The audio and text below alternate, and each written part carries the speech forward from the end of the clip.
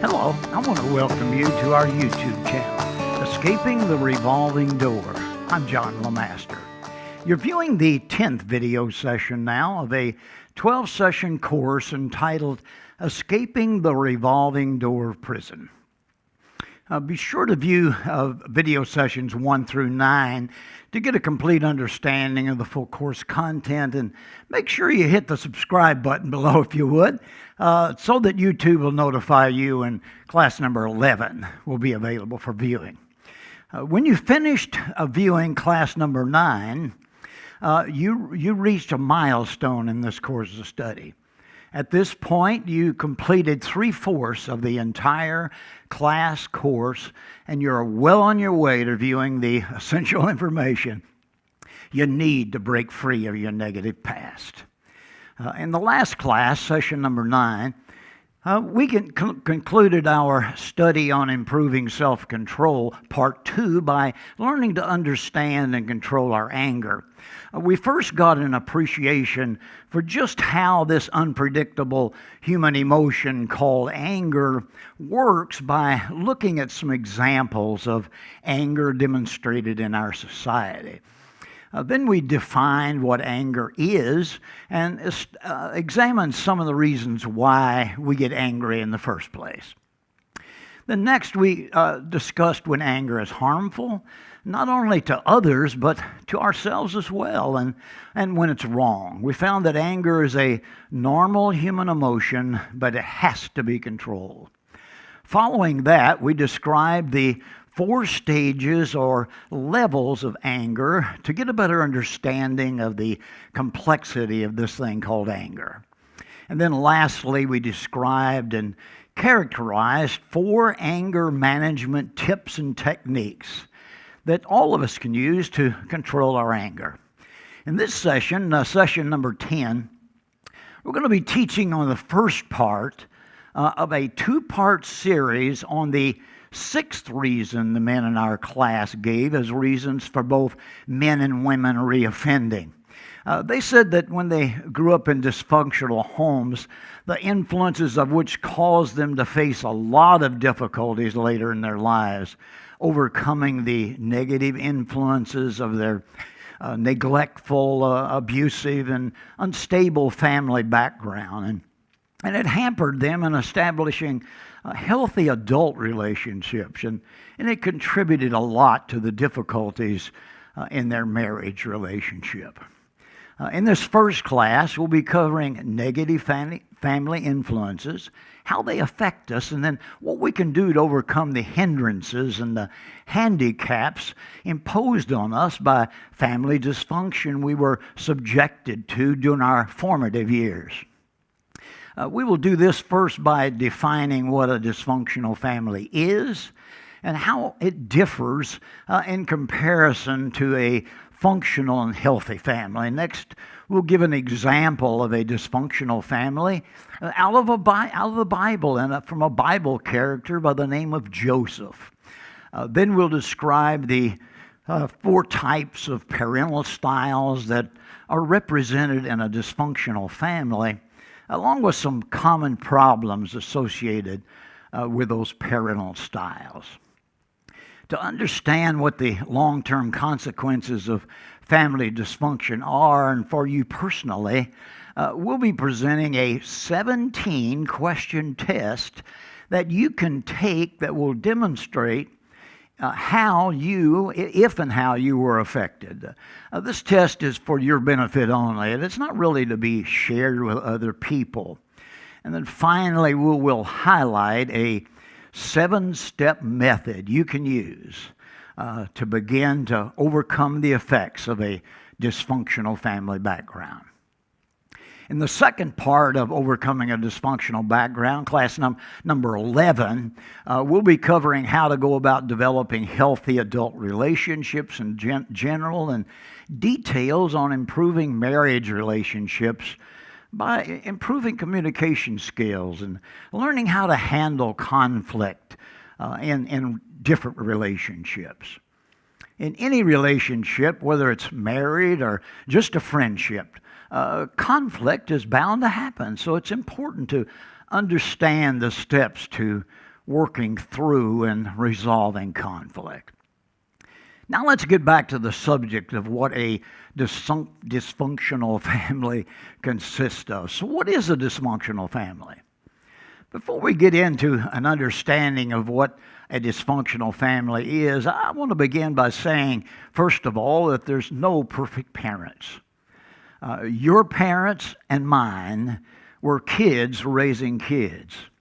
They had no previous experience in the supervision of children, administrating proper discipline, being involved in their children's lives in a positive way, and then showing the proper love and warmth that they should. So I think they need a little understanding from us, and we need to give them a break. Since we had nothing to do with choosing whom our parents would be, it's our responsibility to depend on God's help and not allow the bad influences of our upbringing to discourage us from reaching the ultimate potential that God has designed for each one of us.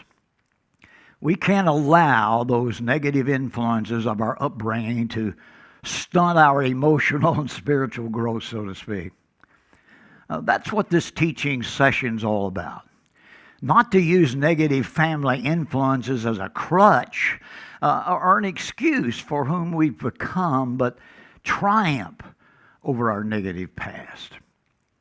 A dysfunctional family can be defined this way: as one in which conflict, misbehavior, and often child neglect and abuse on the part of individual parents either occurs continuously or regularly, so that members grow up in such families with an understanding that this arrangement is just the normal way of doing business.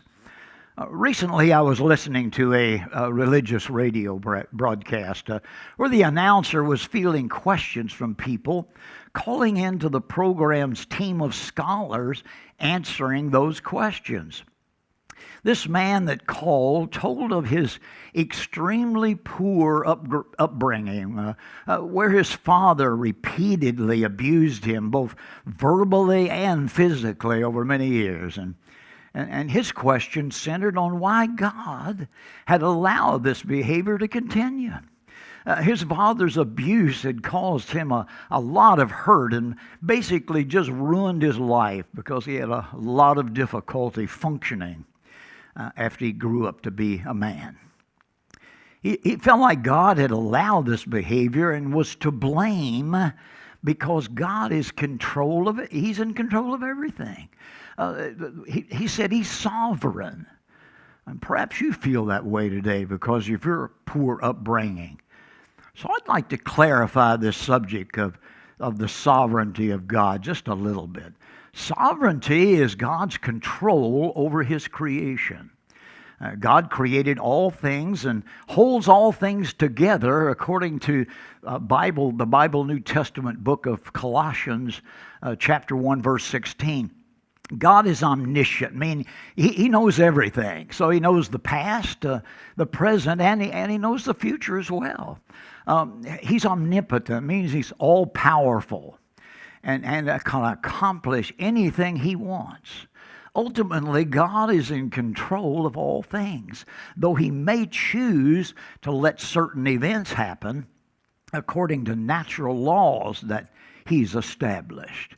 That being said, let's discuss just how God works on this earth of ours. Weather events like tornadoes, hurricanes, volcanoes, eruptions, and others have been labeled as acts of God, but God doesn't cause bad things to happen. Contrary to a common belief, God does not control the actions of people either. When God created Adam and Eve in the Garden Eden, as you'll remember, He made them what's called free moral agents. And He empowered them with this thing called a power of choice, as we discussed in lesson number 3 of this course. That power allowed them to make their own choices, even to reject serving God.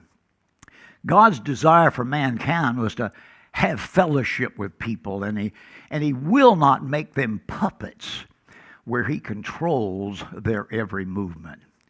You know, we live in a sinful world. We all know that.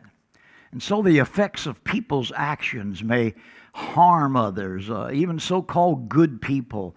Drunk drivers can accidentally cause the death or suffering of other people. Did God cause that? Of course not. God loves us and wants the best for us and has a plan for our lives. We can't allow how we were raised in our homes to limit us from becoming all that God has called us to become. We must overcome our past, regardless of how difficult it was. Now, let's get back on the track to the subject at hand. A dysfunctional family is one where improper and immature behavior of at least one parent damages the growth and individuality and healthy relational skills among family members. A dysfunctional family is also one where family members are impaired emotionally, psychologically, and spiritually. Proverbs 9:29 has a word to say here. It says, "He who brings trouble on his family will inherit only wind, and the fool will be servant to the wise." Most families have some periods of time where functioning is impaired by stressful circumstances. Maybe there's a death in the family. Maybe a parent comes down with a serious illness that incapacitates them. But healthy families tend to return to normal functioning after the crisis is over. In dysfunctional families, however, problems tend to be chronic, and children do not consistently get their needs met. Negative patterns of behavior in their parents tend to be dominant in their children's life. Let's look at the example of a dysfunctional home by considering the family life of that biblical character I mentioned a while ago, Joseph. The first book of the Bible, Genesis chapter 37 through 44, records the story of Joseph, a child who grows up in a family where jealousy, dishonesty, anger, vengefulness, and fearfulness are passed on from one generation to the next. However, embedded in Joseph's story is also a biblical portrait of what God can do with someone even though they've been subjected to negative influences of a dysfunctional family. If just one family member of that family yields to God's guidance.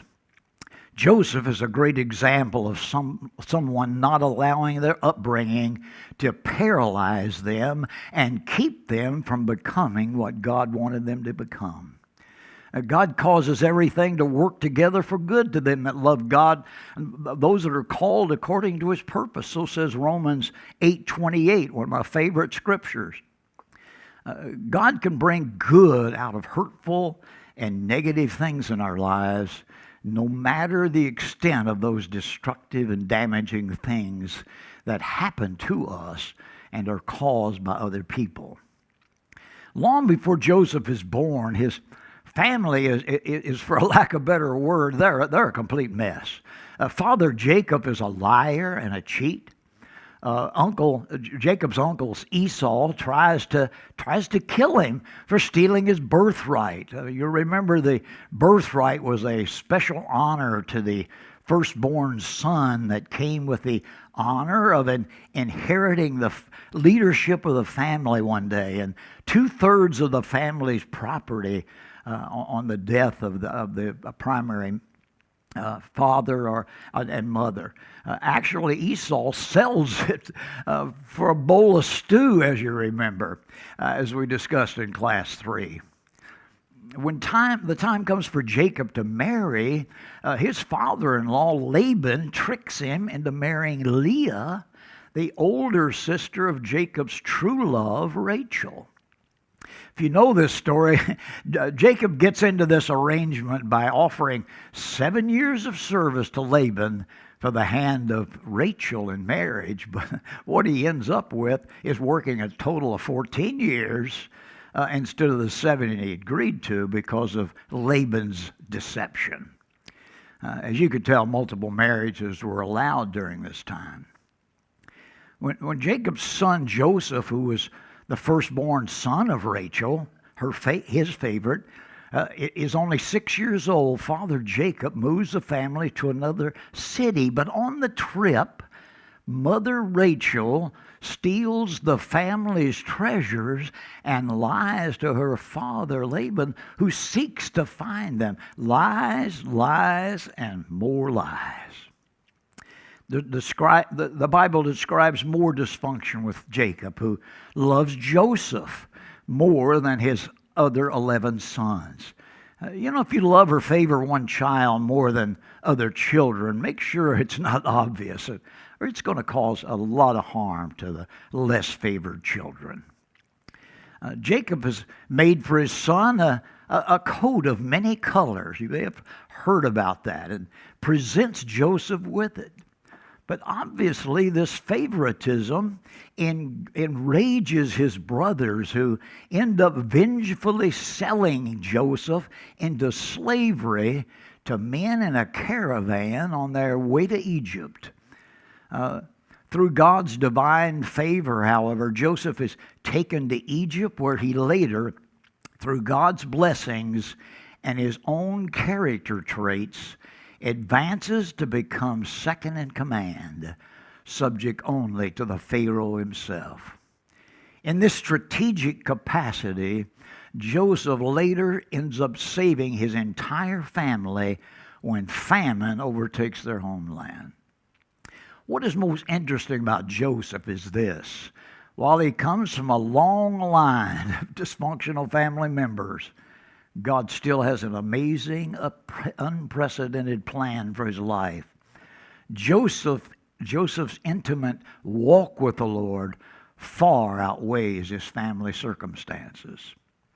By surrendering to God, Joseph chooses a different path than the inherited tendencies of his past. And I want to say something, so can you. He chooses to be trustworthy in character.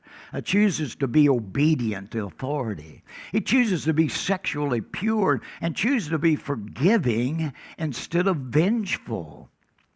Notice the importance of choices again. Choices based on Joseph's personal convictions. As a result, although Joseph's brothers meant to harm him, God uses their treachery as part of his far greater plan. And to quote Joseph, he says, "You intended to harm me, but God intended it for my good." That's Genesis 50, chapter 50, verse 20. No matter how troubled your past is, no matter how turbulent your present, God has a plan for your future. Joseph's story is a powerful reminder that you don't have to be a prisoner of your past. Jeremiah 29:11, I've quoted it before in this course. "For I know the plans I have for you, declares the Lord, plans to prosper you and not to harm you, plans to give you a hope and a future." So what's a functional family? Let's compare. A functional family is one where parents create an emotionally safe environment for their children by allowing family members the freedom to express their opinions, their thoughts, wants, dreams, desires, and feelings without fear of being shamed or belittled or just plain dismissed. Here's some additional qualities that make up a functional family. Respect. All members in the family should be respectful of each other. Being considerate of each other is the ultimate goal of a healthy, functional family. The next thing is accountability. It's respectfully and reasonably informing others in the family where you are and what you're doing so they can trust you and not worry about you. And the ability to apologize is the next one. A functional family will have a conflict. This is inevitable anywhere, in any family. It's really positive, though, when arguments can take place and everyone is satisfied with the outcome, but that's not always the case. Sometimes words are spoken that are really later regretted.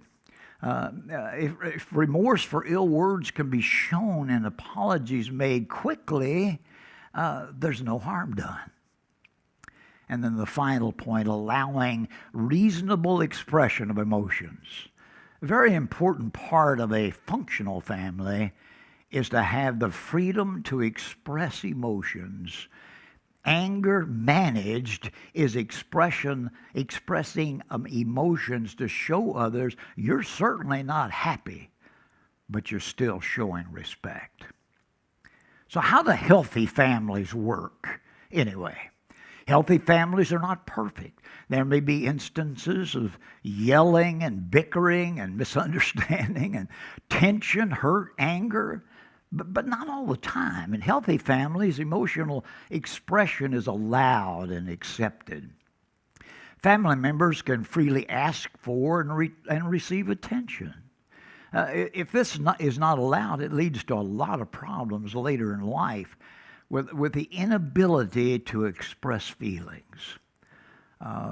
Rules tend to be made crystal clear in those families and remain consistent, but with some flexibility to adapt to individual needs and particular situations. Healthy families allow for the unique characteristics and traits of each child. Each member is also encouraged to pursue his or her own interests, and boundaries between individuals are honored. Not everyone is the same. Guess why? That's what we're called individuals. Children are consistently treated with respect, and they do not fear emotional, verbal, physical, or sexual abuse. Parents can be counted on to provide care for their children. Children are given responsibilities appropriate to their age and are not expected to take on parental responsibilities. And then finally, in healthy families, everyone makes mistakes. Mistakes are allowed. Perfection is unattainable. It's unrealistic. And actually, it's pretty dull. Mistakes help us to learn useful lessons that we'll use later on in our lives. Now let's look at the 4 types of parental styles that are commonly found in dysfunctional families. A family is the single most important influence in a child's life. It provides security, identity, and values to its members regardless of their age. In this family support system, an individual learns about their sense of their self and who they are as a person, often referred to as their identity, which defines them. That's their personal traits, their abilities, their likes and dislikes, that gives them a foundation for the rest of their life. This foundation includes the influence of the family values children were raised under that provide the basis for development of their moral code of ethics, their personal values, and their personal convictions that end up helping to determine their conduct later in life. But if values expressed in that family are not beneficial to the child's development and character, then problems with that upbringing will cause lasting negative effects well into their adult life. We discussed the role of values, moral codes of ethics, and personal convictions, as you'll remember, in class number 3. To get a better understanding of this point, please refer back to that class number 3 on these subjects. The parental style that parents adopt while raising their children can have a huge impact on their development and growth. Some parents underfunction, leaving their children to fend for themselves. Other parents overfunction. They never allow their children to grow up, make their own choices and learn to be on their own. Other parents are inconsistent or violate basic boundaries of appropriate behavior. I want to go into now the 4 types of parental styles that define and describe what a dysfunctional parent really consists of, along with some common problems associated with them. Inadequate parents is the first one. Inadequate parents hurt their children more by failure to take care of their children properly, by taking the wrong action. Frequently, mental illness or disturbing physical illness contributes to that parental inadequacy. Children are forced to take on adult responsibilities from a young age in those kinds of families. Parents' emotional needs tend to take priority over their children's needs, and children are often asked to do and be their parents' caretakers. So children are robbed of their own childhood, and they learn to ignore their own needs and feelings. Because these children are simply unable to play an adult role and take care of their parents, they often feel inadequate and guilty. And these feelings of guilt and inadequacy will continue into their adult life, causing feelings of never quite being good enough. The next type is controlling parents. Now, unlike the inadequate parents I just described, controlling parents fail to allow their children to assume responsibilities appropriate for their age. These parents continue dominating and making decisions for their children well beyond the age at which this is necessary. If the family life is also filled with heated arguments and hurtful disputes, this creates a very high level of stress in that environment. It doesn't matter what the conflicts are about, money, personality, what to watch on TV. It's the inability to communicate and resolve issues that causes lasting damage. Controlling parents often are driven by the fear of becoming unnecessary to their children. And this fear leaves them feeling betrayed and abandoned when their children become independent. On the other hand, these children frequently feel resentful and inadequate and powerless. And adjustment into adult roles are quite difficult, as these adults frequently have difficulties making decisions, even independent from their parents. Even in adulthood, they're not quite sure what to do, so they have to call their parents to get an approval for a decision, or even ask them what they should do. And when they act independently, these grown children end up feeling very guilty, as if growing up were some kind of serious act of disloyalty, and they'll have trouble making decisions on their own the rest of their lives. The next is alcoholic or drug-abusing parents. Over 8 million children under the age of 18 years old live with a parent who has a substance use disorder or addiction, according to research in social work and public health. When one or more parents abuses drugs or alcohol, it can lead to a very chaotic family life. Alcoholic families tend to be chaotic and unpredictable. Rules that apply one day don't apply the next. So confusion develops because the children are not sure exactly how to observe and obey what the parent wants. So promises are neither kept nor remembered. Expectations vary from one day to the next. Parents may be strict at times and lenient or flexible at others. The addicted parent may even forget to pick up their kids from school, or fix their lunch, or even fix their dinner. In addition, emotional expression is absolutely forbidden, and discussion about alcohol or drug use is usually non-existent. Known but not discussed. It's called the elephant in the room that everyone's aware of, but no one discusses because it's not allowed. Family members are usually expected to keep problems a secret, thus preventing anyone from seeking help. Unreliable and inconsistent parenting causes children to feel insecure and leads to suspicion of other people later on. Frustration and pent-up anger that may linger for many years as a result.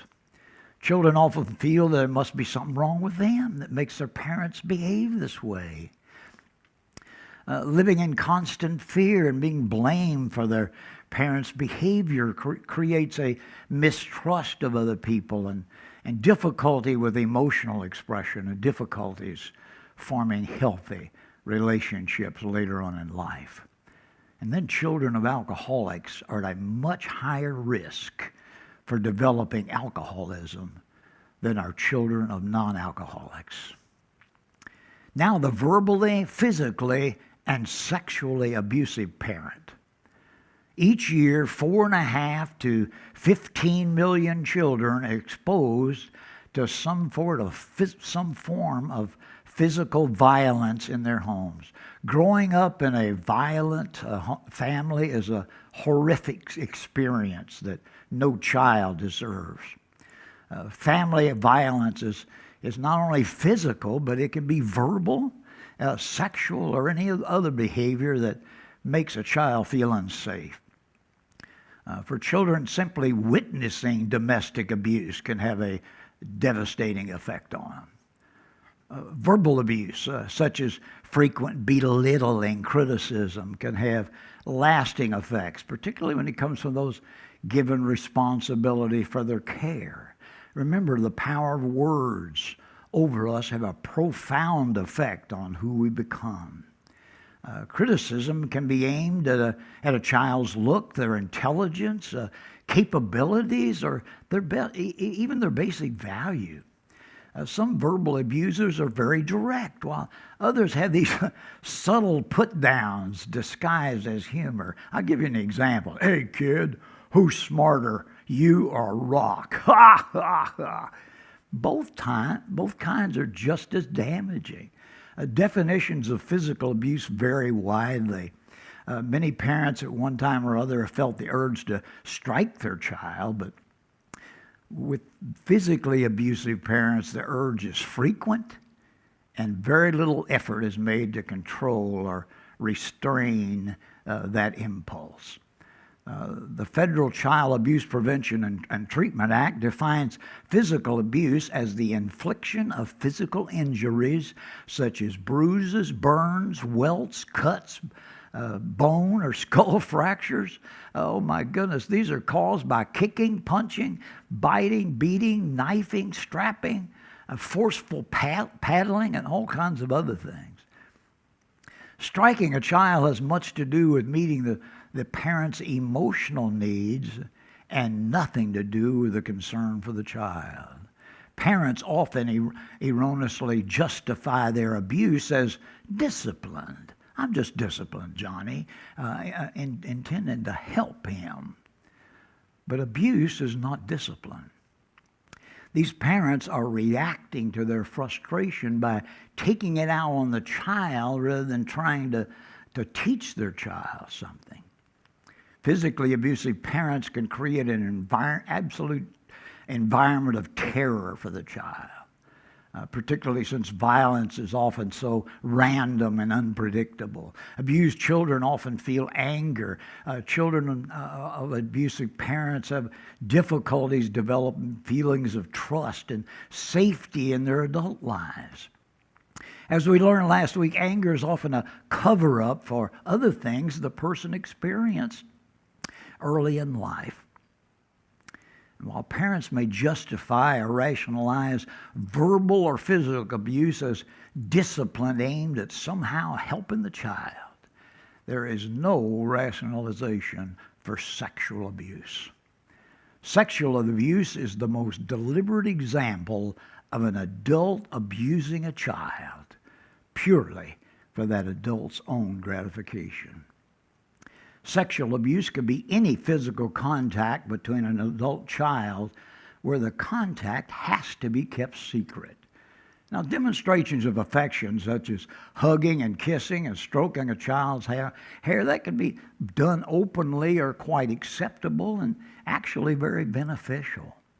But when physical contact is shrouded in secrecy, this is most likely inappropriate behavior. Sexual abuse happens to both girls and boys, both men and women commit it. It cuts across lines of race, economic level, and educational level. In most cases, sexual abuse is part of an overall family pattern of dysfunction, disorganization, and inappropriate role boundaries. And responsibility for sexual abuse in all cases rests entirely with the adult. No child is responsible for being abused. Most sexually abused children are just too frightened of the consequences for themselves and their families to risk telling another adult what's happening. As a result, they grow up into adulthood carrying feelings of disgust, self-loathing, shame, lack of value, and complete worthlessness. They tend to have a lot of regrets, be self-punishing, and have considerable difficulties with developing healthy relationships, and especially with sexuality. Joyce Meyer, the Christian author and speaker, as many of you probably know, was abused by her father for many years, and she was only able to overcome this abuse by her close relationship with God. He brought her through, but it certainly wasn't an easy, according to Joyce, it wasn't a very easy situation to go through. Regardless of that kind of dysfunction or abuse, effects may widely vary across individuals. Support from other healthy adults, success in other areas, or positive changes in the family can help prevent or minimize negative effects. The following 17 questions may help you to identify just how you may have been affected by growing up in a dysfunctional family. Adults raised in family dysfunction report a variety of long-term effects. The following questions may help you assess your own situation. I want to say this test is for your eyes only and for your benefit only, not for other people to see. Most people will answer yes to some of these questions. If you find yourself answering yes to half or more of these, you might consider seeking additional help from other people, because the level of the effects of dysfunction is certainly beyond what this class is designed to help. Question number 1, do you find yourself needing approval from other people to feel good about yourself? If you answer yes, this is caused by controlling or abusive parents. Number 2, do you try to do more for others than you can comfortably accomplish? If you answer yes here, this is caused by inadequate or deficient parents. Number 3, are you a perfectionist? I'm that. If you answer yes to this question, it's caused by controlling parents. Do you tend to avoid or ignore responsibilities? If you answer yes to this is caused by alcoholic or controlling parents. Number 5, do you find it difficult to identify and express what you're feeling? If you answer this is caused by parents who just didn't allow their children to express their feelings because of an addiction to alcohol, drugs, or they were just plain abusive. And then number 6, do you tend to think in all or nothing terms? You're either great or you're a loser. Remember the thinking errors that we studied earlier. If you answer yes to this question, this is caused by controlling and or abusive parents. Question number 7, Do you often feel lonely even in the presence of other people? If you answer yes to this, it's caused by abusive parents. Question number 8, is it difficult for you to ask for what you need from other people? If you answer yes to this question, it's caused by inadequate or deficient parents is another word for inadequate. Is it difficult for you, number 9, is it difficult for you to develop and maintain intimate relationships? If you answer this question yes, then it's caused by sexually abusive parents. Number 10, do you find it difficult to develop trust in other people? If you answer yes to this question, it's a cause by abusive parents. Do you tend to hang on to hurtful or destructive relationships? If you answer yes to this question, it's caused by abusive or inadequate parents. Number 12, are you more aware of others' needs and feelings than your own feelings? If you answer yes, this is caused by inadequate or deficient parents, as I mentioned. Number 13, do you find it particularly difficult to deal with anger or criticism? If you answer yes to this question, it's caused by verbally or physically abusive parents. And number 14, do you find it difficult for you to relax and enjoy yourself? If you answer yes here, this is caused by controlling or inadequate parents. And number 15, do you find yourself feeling insecure when you're not in control? If you answer yes to this question, it's certainly caused by controlling parents. Number 16, do you find yourself sensing a disaster is about to strike even when things are going well in your life? If you answer yes to this, it's caused by alcoholic or drug abusing parents. And number 17, do you find yourself having difficulty with authority figures like parents, police, or a boss at work? If you answer yes to this, it's again caused by controlling or abusive parents. So now what? What do you do if after taking this little test, you found that you have some negative effects of growing up in a dysfunctional home? Well, I want you to know one thing. You're not alone. I answered yes to 9 of these questions myself. So I'll admit it. I grew up in a dysfunctional home myself. And I don't know about you, but I don't want someone to just point out that I have issues to deal with. I want somebody to come back with and tell me what to do about those. What's the solution? I want to know what steps to take to start to recover from this dysfunctional upbringing. Well, I'd like to share with you now 7 steps you can begin to take to overcome these negative effects. Regardless of the source of your dysfunction, first thing, you have survived. You have likely developed a number of valuable skills that got you through those tough circumstances.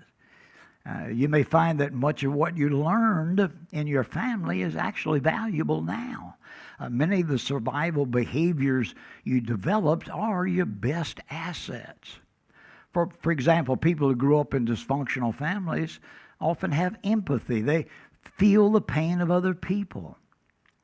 They're very achievement-oriented and many times highly successful in some areas of their lives. In examining changes you may want to make in yourself, it's important not to lose sight of those good qualities. And remember, patience is necessary. The negative effects of growing up in a dysfunctional family often stem from survival behaviors that were very helpful when you were growing up, but they may become problematic in your adult life. Remember that you spent years learning and practicing your old survival skills, so it may take a while to learn and practice new behaviors. Just like becoming a Christian. You spent many years with your old habits, so it's going to take time to change. Step number 1, get help. Find a support group where you are after you're released from prison. In most dysfunctional families, children tend to learn to doubt their own instincts and emotional reactions. Outside support provides an impartial point of view and provides an opportunity for people to share personal experiences and feelings. Help or support can take many forms. Friends that are good listeners are one source. A church group, a therapist who trained in individual counseling, or support groups such as adult children of dysfunctional families. It's called ACODF, and self-help groups as adult children of alcoholics. That's ACOA. And Al-Anon or Codependence Anonymous, CODA, CODA. Step number 2, to learn to identify and express your emotions. Growing up in a dysfunctional family often results in an exaggerated attention to others' feelings and a denial of your own feelings and experience. While this often results in very good sensitivity to other people, you may have neglected sensitivity to yourself. Stop each day and identify emotions you're having and what triggered them. How might you affirm or respond to them? Try keeping a daily feelings journal to try to get in touch with how you feel about things. Then next, be selective in sharing your feelings with others. You may not find it helpful to share all your feelings all the time. In sharing your feelings with others, take some small risk at first. Then wait for their response. If the response seems to be supportive and affirmative and they want to help, try taking some larger risks. Step number 3, allow yourself to feel angry about what happened. Forgiveness of parents for how you were treated is a very reasonable last step in recovery, but it's a horrible first step. Children need to believe in and trust their parents. Therefore, when parents behave badly, the children tend to blame themselves and feel responsible for their parents' mistakes. But this faulty perception of children being to blame leaves them with a sense of guilt, shame, and low self-esteem. When you begin with trying to forgive your parents, you'll likely continue to feel very badly about yourself. Placing the responsibility for what happened during your childhood where it belongs with a responsible parent, this allows you to end up feeling less guilt and shame and more nurturance and acceptance toward yourself. Get a better view of yourself.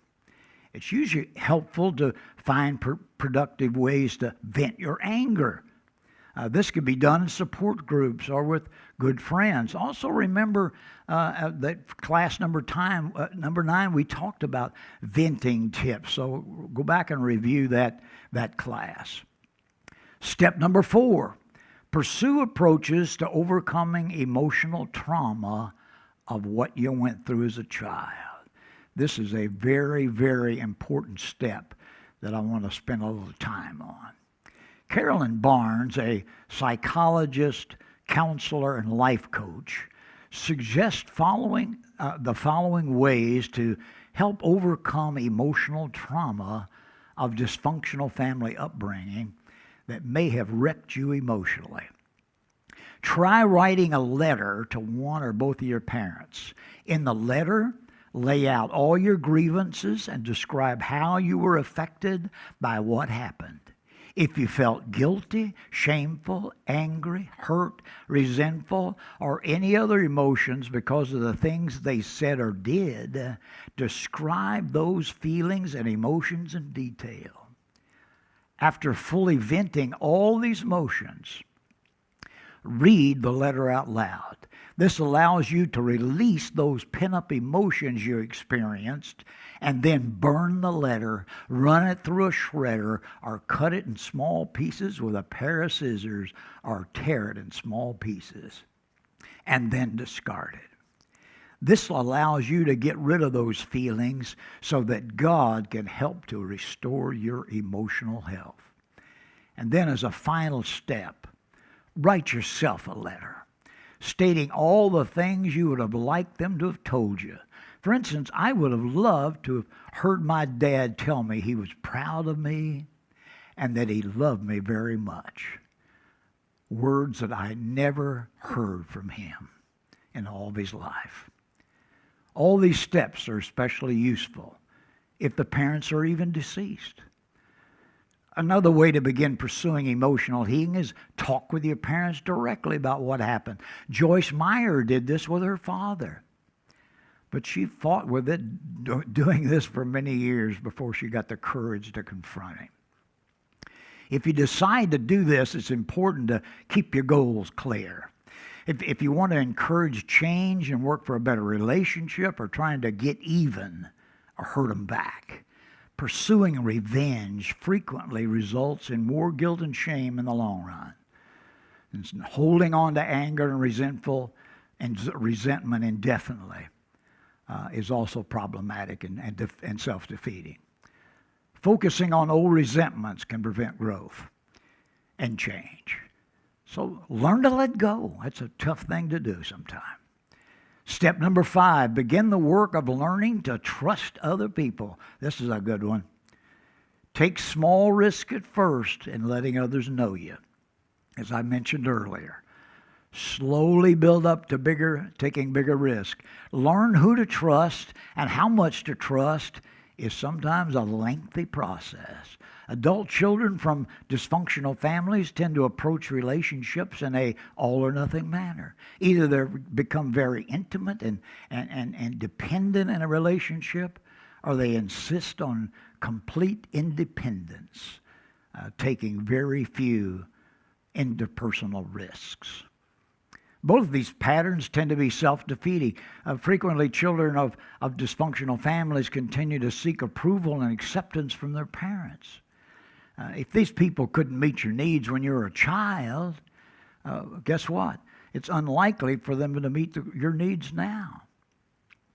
Recognize your parents' limitations while still accepting whatever support they can offer you. Seek your support from other adults as well. And practice saying how you feel and asking for what you need. Don't expect people to read your mind or just guess. Just tell them. This step will likely require a lot of effort. And then step number 6, practice taking good care of yourself. Frequently, survivors of dysfunctional families have an exaggerated sense of responsibility for other people. They tend to overwork and forget to take care of themselves. Try identifying the things you really enjoy doing, and then give yourself permission to do at least one of these a day. Work on balancing the things you should do with the things you want to do. Balance is the key word here for people who've grown up in dysfunctional families. Identify areas you tend to approach in a compulsive manner or have an irresistible urge to do: eating, shopping, working, and exercising. And then how might you approach these areas in a more balanced fashion? One of the best things you can do for your mental and emotional health is to take good physical care of yourself. Do you eat a good, healthy, balanced diet? Do you get regular exercise? Remember, exercise releases those brain chemicals, serotonin and endorphin, that give us a sense of well-being, help us relieve stress, and makes us more productive. And then the final step, number 7, begin to change your relationship with your family. Keep the focus on yourself and your behavior and reactions. Remember, you can't change other people, but you can change yourself.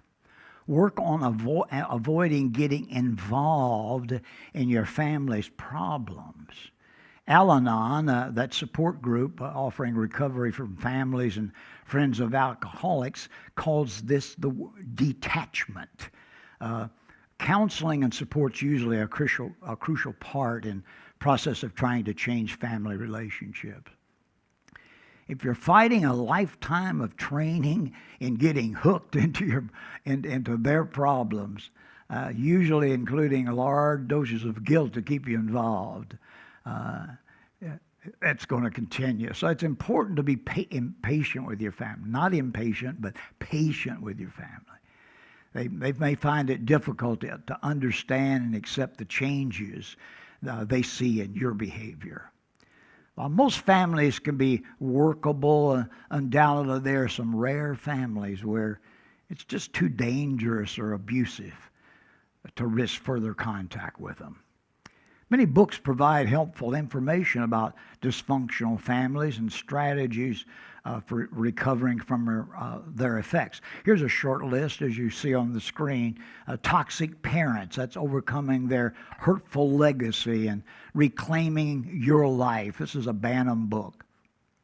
And then Guide to Recovery, a book for adult children of alcoholics. And then Codependent, No More.